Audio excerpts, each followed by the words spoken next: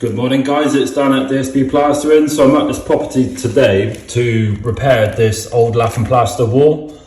It's absolutely knackered. So what's the process I'm going to do? I'm going to take it all off to where it pretty much becomes solid again, which is about 1.2 meters. So if you look at the wall, I'm going to cut 1.2 meters roughly until it's strong again. So I'm going to put plasterboard where needed, and I'm going to screw into the joist, and then I'm going to bond in to make it level. So this wall will be back to being solid. So if you've got an old lath and plaster wall and you think it needs looking at, needs rectifying, needs strengthening, feel free to get in touch with Dan at DSB Plastering, and we're more than happy to provide you with a free, no obligation quote. Cheers guys!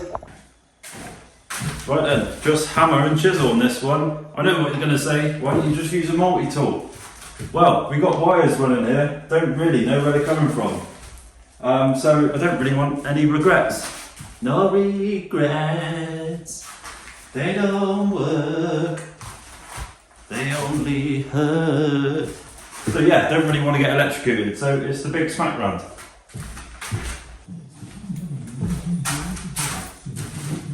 You got the feeling,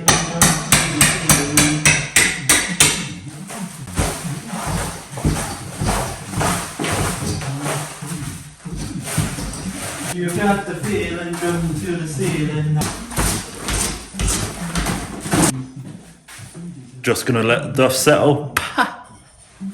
So let me tell you the theory behind all those years ago, why they used lath and plaster and why they did use it.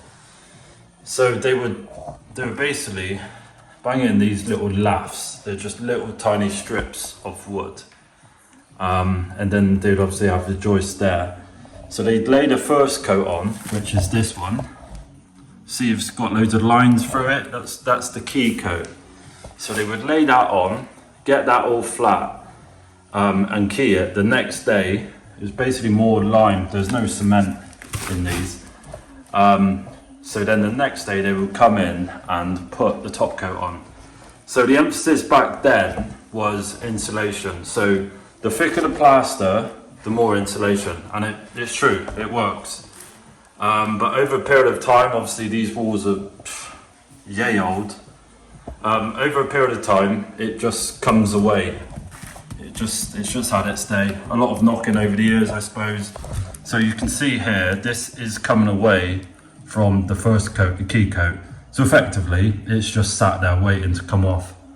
And also these lats, you may think, oh no, my walls are moving, oh it's not safe. It's just the distance between that joist and that one, it's just bouncing a bit.